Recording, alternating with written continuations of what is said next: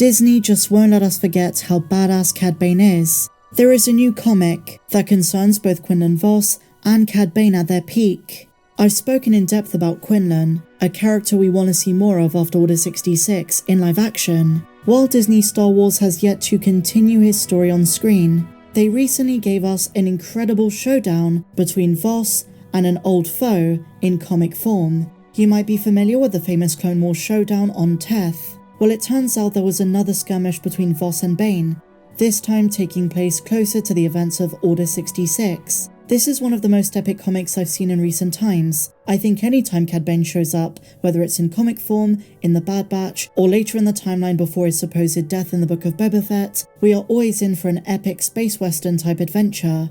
And on the subject of the New Republic era, I'm hoping they confirm Cad Bane survived, because that would mean they could include him in Dave Filoni's film on the big screen.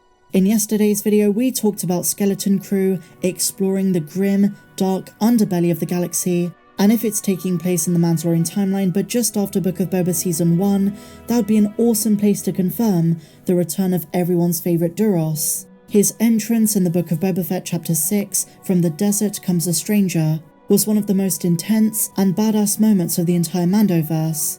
And while this comic I'm about to go through took place when he was still young, and therefore a deeper shade of blue, it reminds us of Bane's commanding presence with every scenario he runs into. So the showdown I'm gonna tell you about today takes place in the Bavana system, which kind of looks like pre-Mando Season 3 Navarro, just with a lot of lights, a lot of fluorescent green and purple, and just like any space western showdown, customary to the Star Wars galaxy, this begins in a rather run-down, rough, full of scum and villainy cantina. On this very day, a wanted fugitive goes for a drink, but he is about to find two bounty hunters, a Weequay and a Deveronian, have been hired for his retrieval, alive. The bartender notices a well-dressed human. "Are you alright, pal? You're looking a little nervous." "Me? Nervous? Not at all. I'm fit as a fanonk." "Are you sure about that?" A dishevelled alien next to him looks at him and says, "You seem awfully sweaty for a man supposedly at ease." "And who are you?"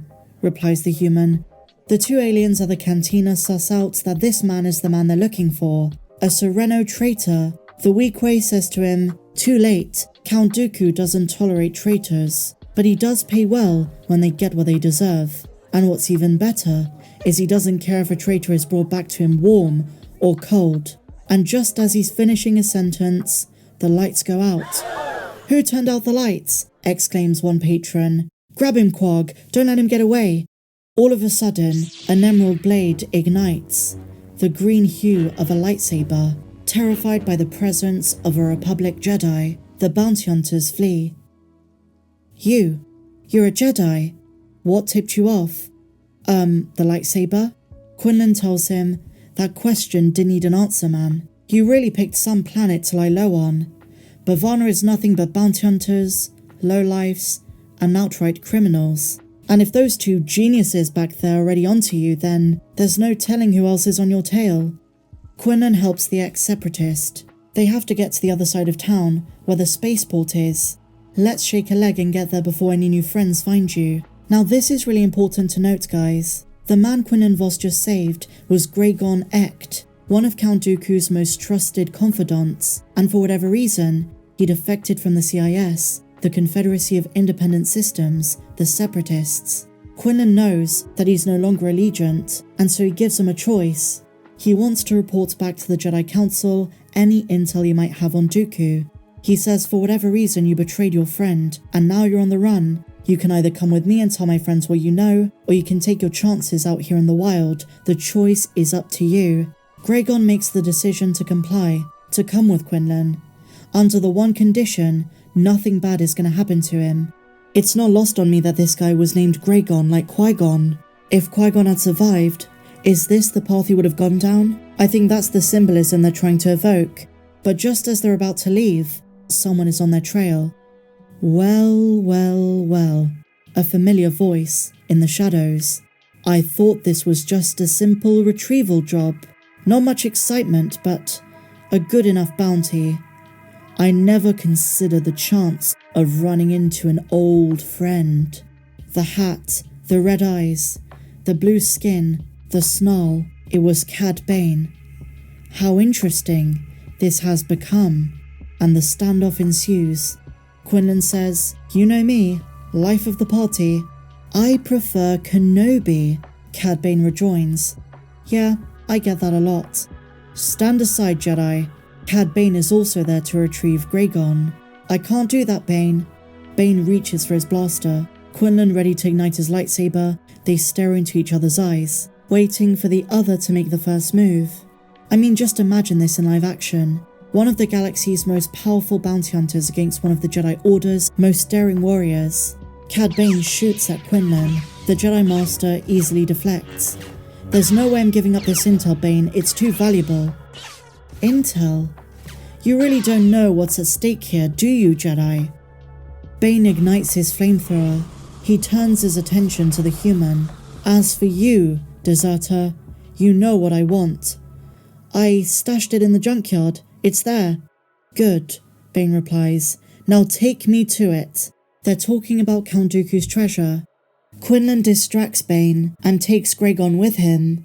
Given the dire nature of the situation, the Duras bounty hunter gathers together all of the lowlives, criminals, and scumbags and hires them for his quest. The Jedi, on the other hand, has a clever plan.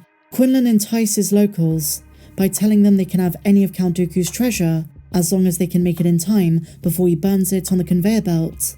Cad Bane catches up to him. There is another shootout, but Quinlan and Graygon get away. Quinlan tells Bane, "You're a cut above the rest, I'll give you that. But you're not as good as you think." Bane promises they'll meet again. Cad Bane has survived a lot of things. I want more on-screen live-action Cad Bane, more adventures like this. If he were to still be around in a Book of Boba Fett Season 2 or in Filoni's movie, he would make for an awesome enemy. Imagine if Luke confronted Cad Bane. The interesting thing is that I don't think Cad Bane would ever work for Thrawn. He's an Imperial remnant. Cad Bane resented the Empire. It was one of the reasons he warned Cobb Vanth about Boba Fett in Book of Boba Season 1. But he's very smart, and he'll go where the money is, as well as power. But there is one character who led a syndicate who was directly oppositional to Sidious, Vader, and everything the Sith and the Imperial Empire of old stood for. One who is confirmed in the Hidden Empire to still be alive now. If Kira has regrouped Crimson Dawn, or there is a bigger, more powerful syndicate who not only is against the Remnant, but maybe wants to eradicate the New Republic, I wouldn't be surprised if after the Pike Syndicate, Bane moved on to be their gun for hire, if indeed he is still alive. And just like the original trilogy, every good Star Wars movie needs a gritty, scoundrel, seedy underbelly subplot, so maybe that's how Cad Bane comes back. This comic was awesome though. I had a lot of fun reading it. I've always loved Dark Horse comics and I think they do a great job, but let me know your thoughts in the comments down below. Did you enjoy this video? And if so, please be sure to give me a big fat thumbs up, subscribe if you're new, and I'll see you in the next video. May the Force be with you, always.